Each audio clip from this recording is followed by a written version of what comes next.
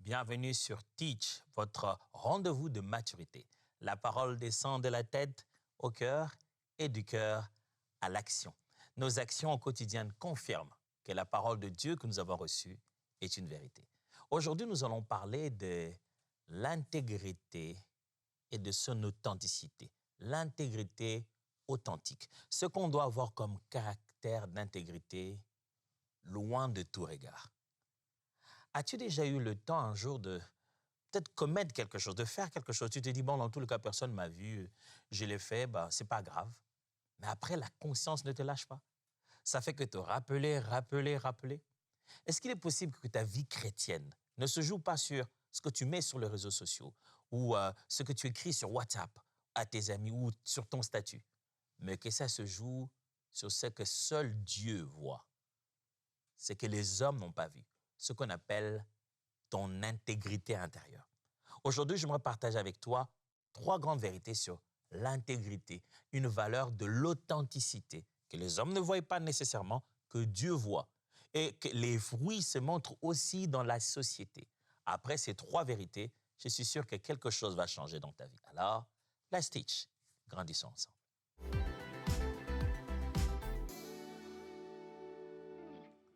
Ce que tu fais en secret révèle qui tu es vraiment. Tu peux beau nous dire des choses, mais si on te voit faire des choses qui vont à l'encontre de tout ce que tu nous as toujours dit, ça ne marche pas. Ça révèle que depuis tout ce temps, c'est ce que tu as toujours été et c'est ce que tu nous as caché. Et la réputation, c'est ce que tout le monde dit de toi, pendant que l'intégrité, c'est ce que Dieu, lui, voit de toi. C'est important de faire cette petite nuance. Réputation, on dit, ah, c'est ce garçon-là, ah non, je trouve toujours que c'est quelqu'un de bien. Ah ouais. Vous savez, on peut tromper tout le monde parce qu'on a appris les codes de la société. Tu le fais de manière qui fait que tout le monde se dise, oh non, il l'a bien fait. Il y a des petites règles de moralité, des règles du savoir-vivre. Tu les respectes toutes. Et tout le monde est trompé par ce mouvement de toi. Mais l'intégrité, c'est vraiment qui tu es. Et l'intégrité est devenue un caractère très rare. Toute cette semaine, on parle de caractère et je préférais parler de l'intégrité d'abord. Parce que l'intégrité, c'est carrément le caractère par excellence qui définit même l'idée du caractère, qui est ce que tu es en secret. L'intégrité est devenue très rare. Dans le monde où tout le monde est plus sa photo, il est même son avatar. On peut faire à notre image tout ce qu'on veut, sans jamais l'être en réalité. L'intégrité, c'est cette liberté d'être vrai, quel que soit l'endroit, quel que soit le moment. Tu es simplement libre d'être toi-même. Libre d'être le même atome partout. Je ne cesse pas de répéter l'idée que les cercles diffèrent.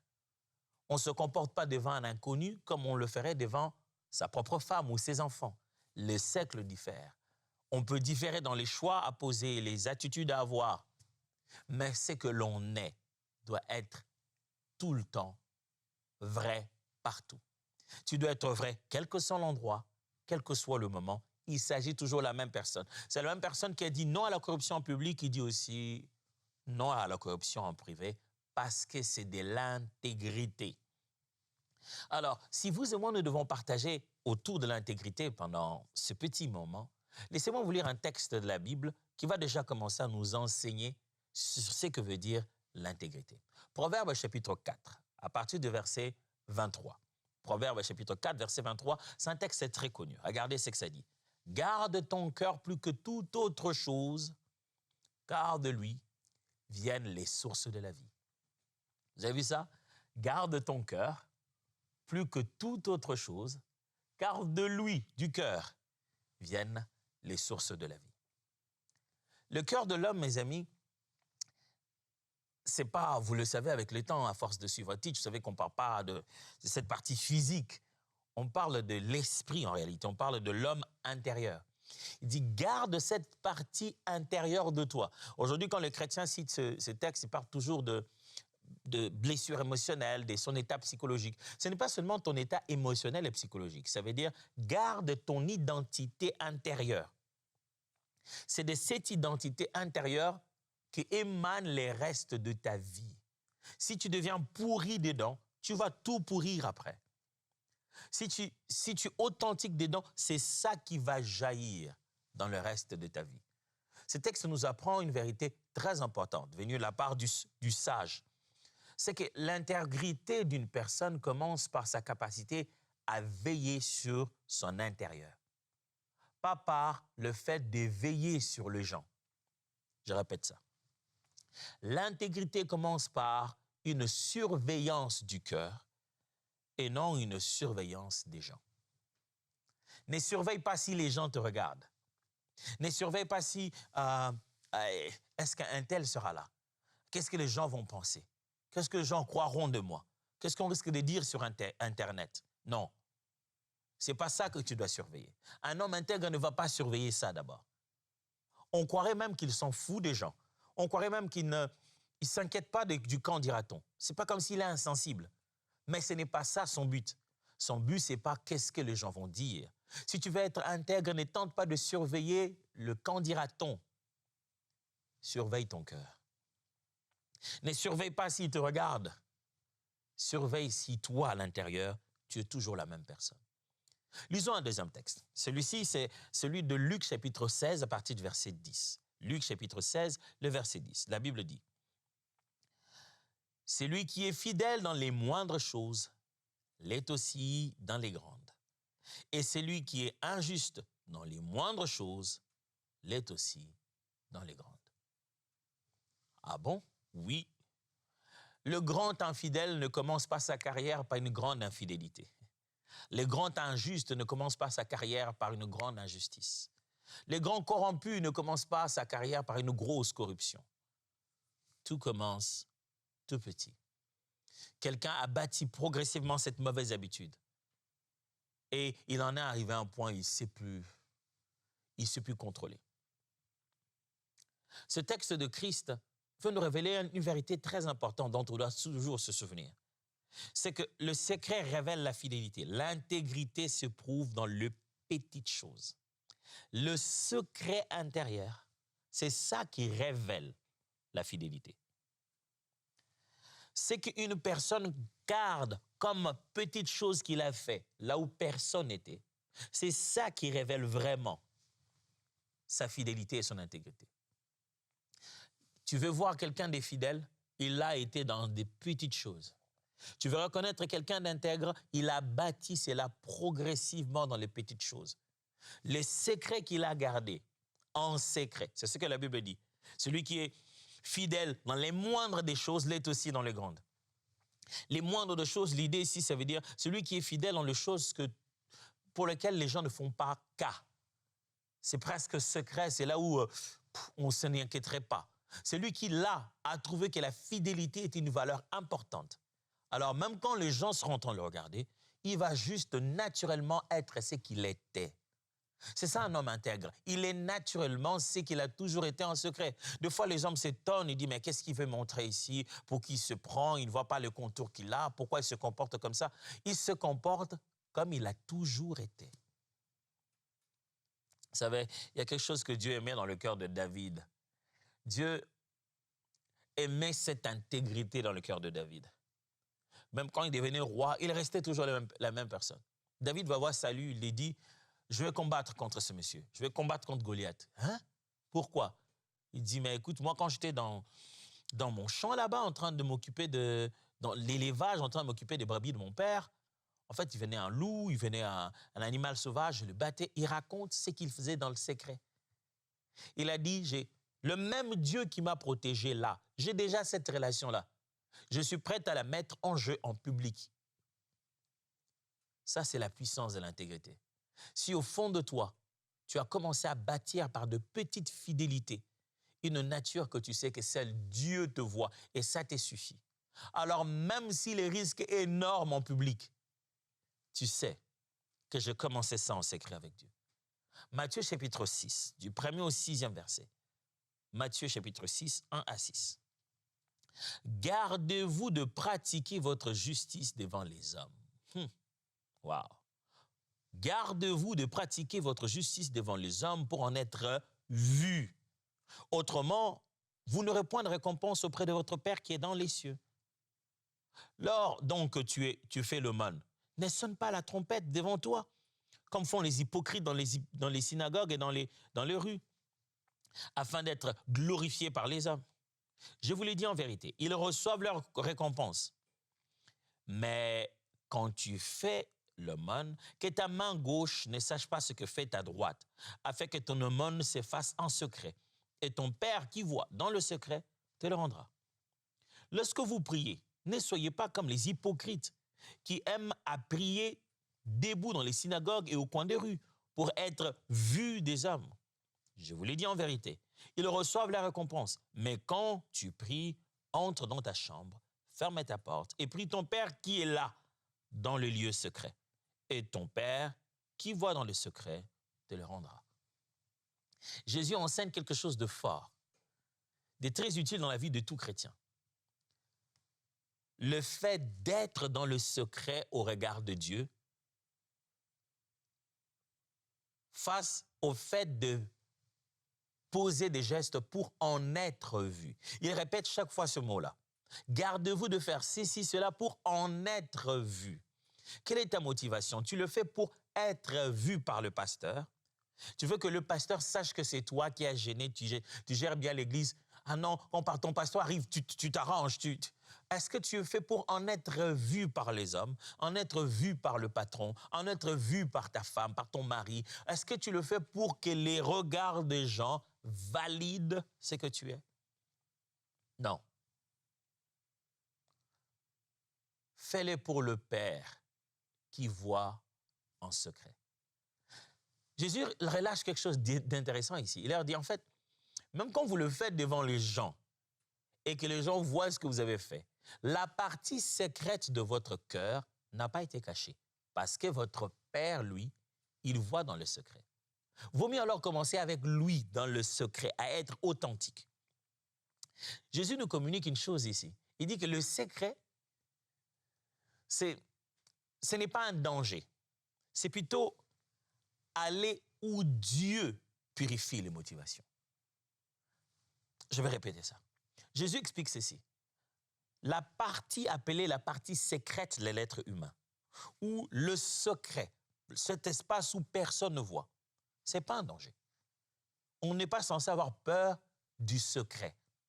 D'ailleurs, il recommande d'aller même physiquement dans un lieu secret. Le secret n'est pas un danger. C'est plutôt un atelier, un endroit où Dieu travaille, un lieu où Dieu transforme les motivations et les purifie. Il faut aller au secret. Il faut avoir la partie secrète, pas la partie cachée pas la partie hypocrite. Non, la partie secrète de laquelle Dieu fait jaillir sa nature dans les restes des parties de ton corps et de ta vie. Je tiens à insister sur ça. Quand on dit secret, les chrétiens ont tendance tout de suite à voir mauvaise chose. Le secret, oh, il a des secrets, il cache, il ne faut pas avoir de secret. Non, ce n'est pas de ça que je parle.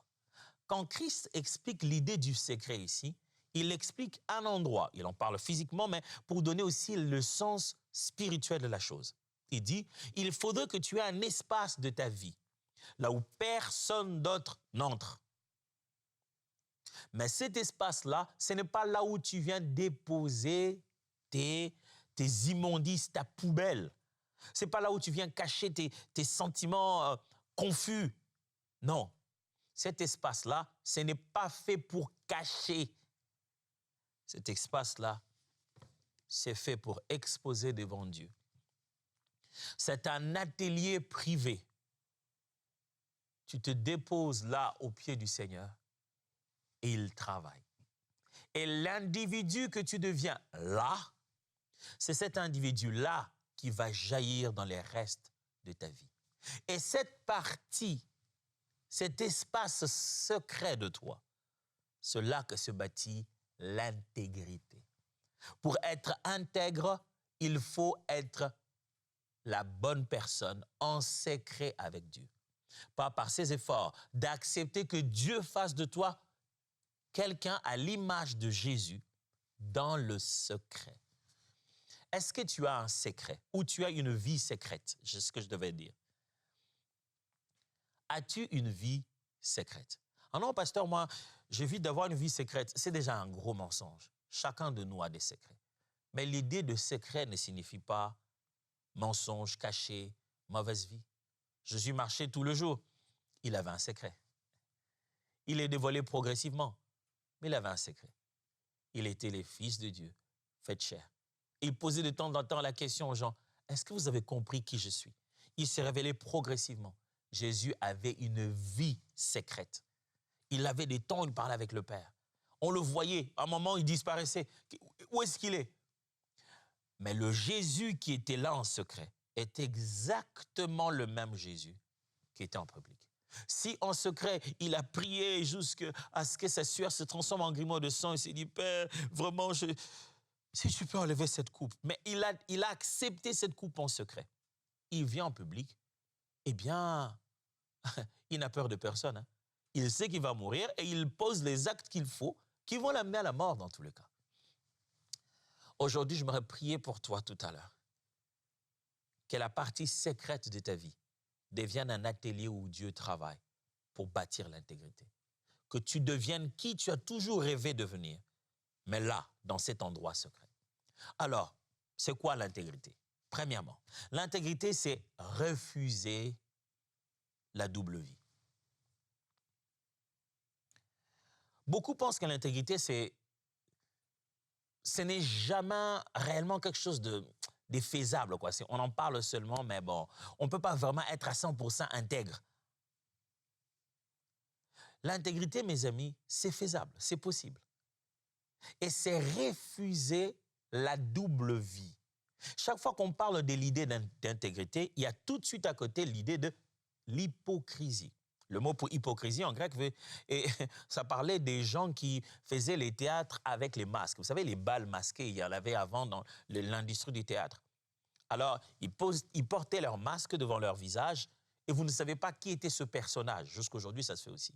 C'est ça qu'on appelait être hypocrite. C'est porter un masque et jouer un rôle avec. Et ce n'est jamais en réalité toi. Et chaque fois qu'il y a l'idée d'intégrité, juste à côté, il y a l'idée de l'hypocrisie. L'intégrité, c'est refuser d'avoir double vie, d'avoir un rôle et d'être en réalité quelqu'un d'autre aussi.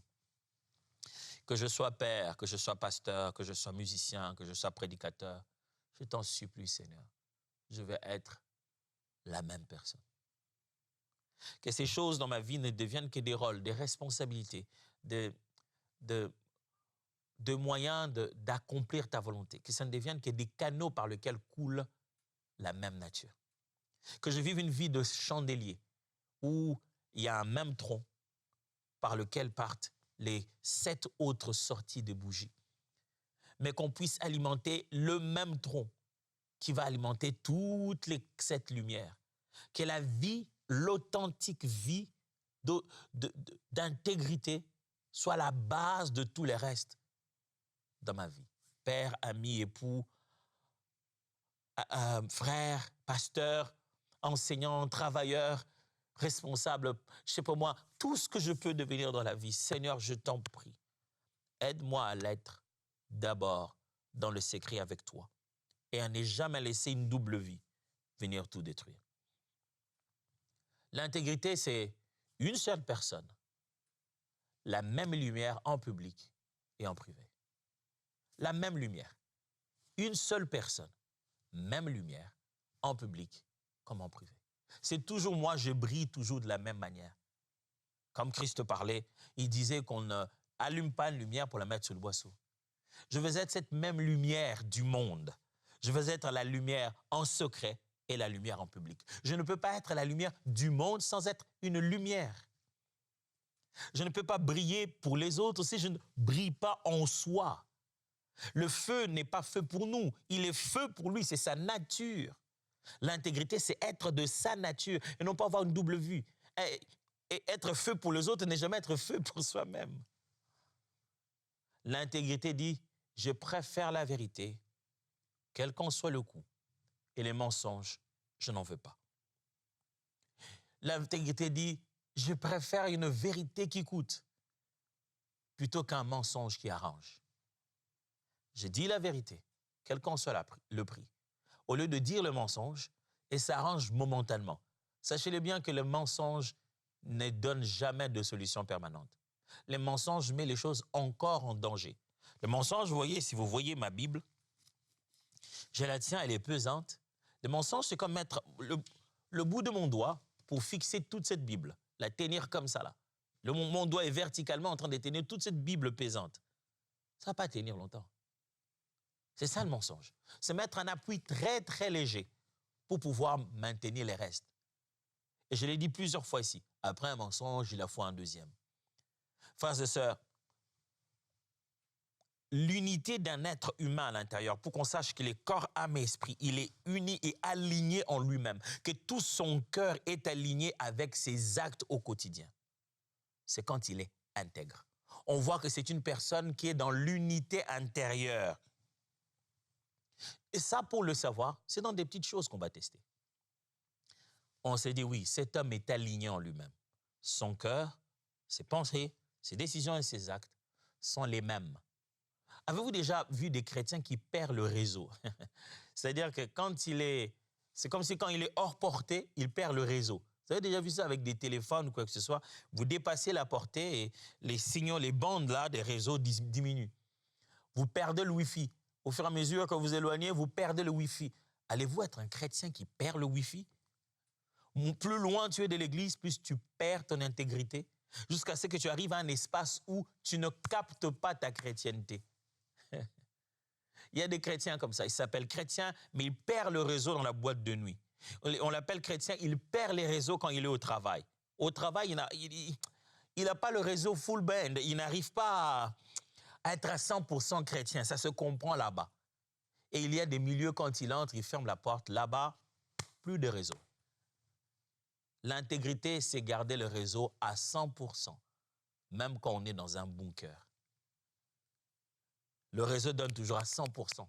Tu es connecté de façon céleste, tout le temps à la même nature de Christ. Deuxième chose, l'intégrité, au sujet de l'intégrité, c'est que le secret teste le caractère.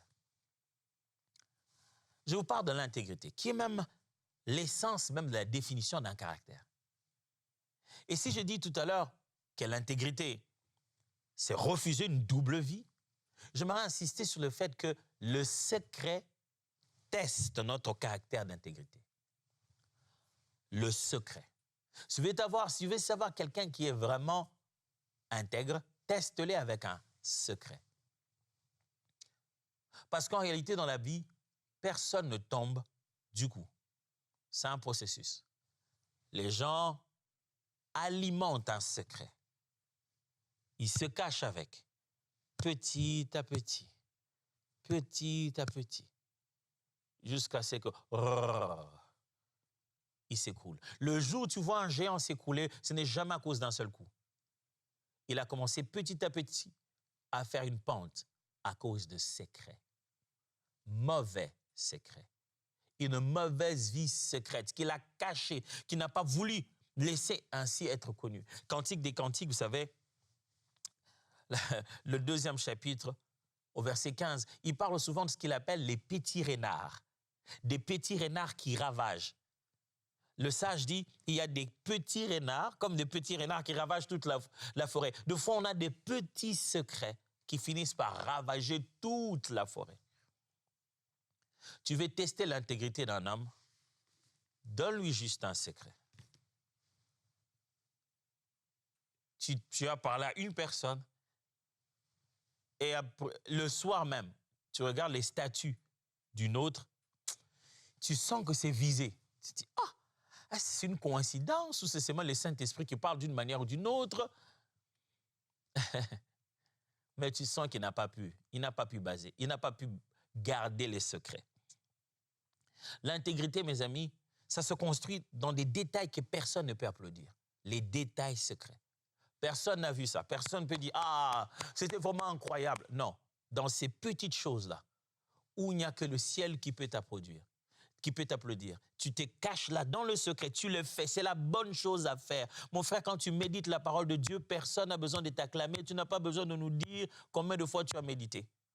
Ma sœur, quand tu décides de dire non, même si le monsieur a proposé beaucoup d'argent, mais tu as dit non, nous, on ne pourra pas t'acclamer, tu ne pourras même pas en parler, on ne te donnera même pas de trophée, mais tu es en train de bâtir ton intégrité dans le test du secret. Parce que le secret révèle réellement qui est ton vrai maître. L'intérêt ou la vérité.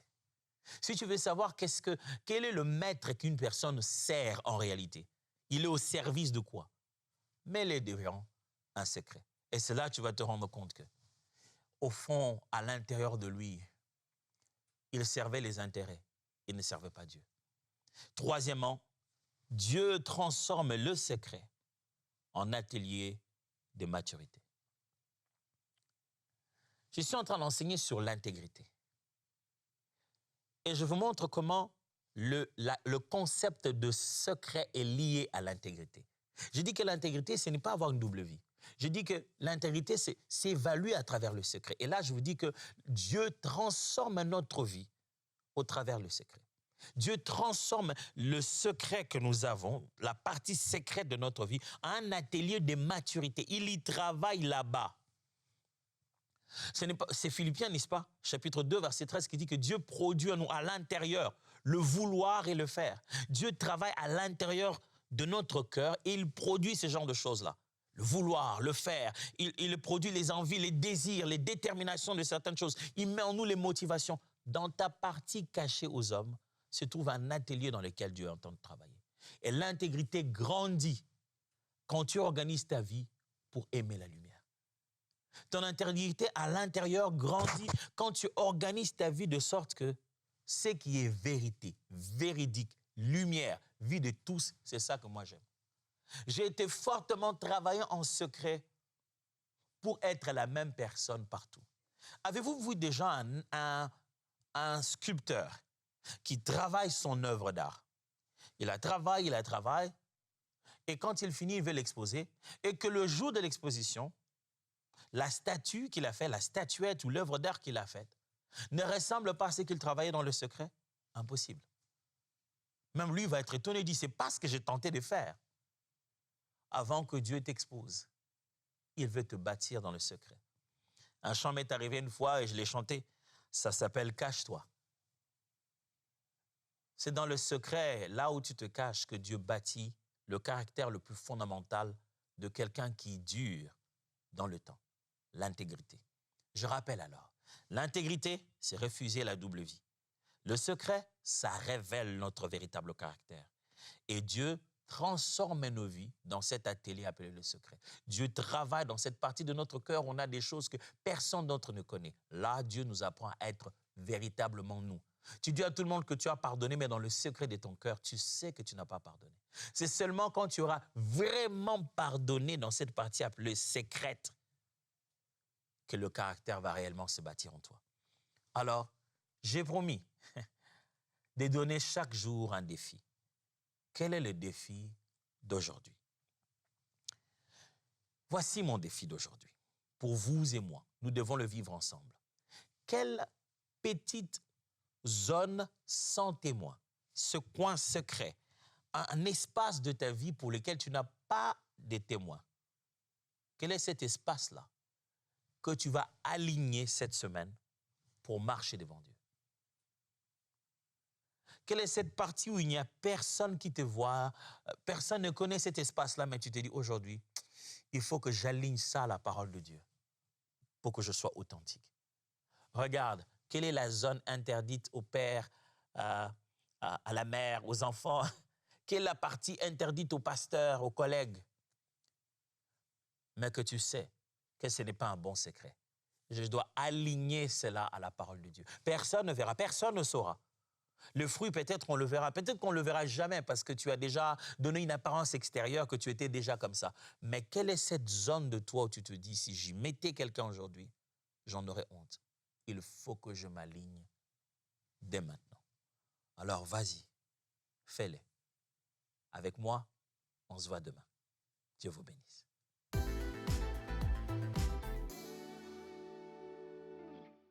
Et la famille MCI, on est toujours dans les locaux de MCI, mais je voulais que vous voyiez ça, c'est vraiment exceptionnel, vous allez voir. Ça, c'est toute une salle où on travaille. Ah, on fait plein de choses ici, des réunions importantes ont eu lieu ici, des moments de prière, on fait tout. Mais je voulais que vous voyiez ça. Est-ce que vous avez vu derrière moi? Là, derrière, c'est écrit la 8000. Pourquoi 8000? Nous avons pris l'habitude de baptiser nos salles des réunions, nos salles de rencontres comme ça, aussi au nom des campagnes qui ont eu lieu ici. Lorsque nous avons fait la campagne de 8000 partenaires mensuels, ça fait un grand boost à cette œuvre. Ces partenaires sont restés depuis des années à continuer à soutenir cette œuvre. J'aimerais vraiment dire merci. Regardez, nous, on garde des souvenirs ici. On n'oublie jamais que vous avez été avec nous sur le parcours. Et vos dons, c'est que ça fait vraiment de la différence. C'est une façon de dire un merci à Dieu, mais une façon de dire merci à chacun d'entre vous. Vous avez été 8000, cette fois-ci 20 000. Et chaque fois que chacun de vous fait quelque chose, ça nous touche sincèrement du fond du cœur. Cette œuvre évolue avec vos dons, avec vos efforts. À vous tous les partenaires, merci beaucoup. Et très bonne journée. Dieu vous bénisse. Un grand merci à tous nos partenaires qui donnent pour voir des vies transformées partout dans la francophonie.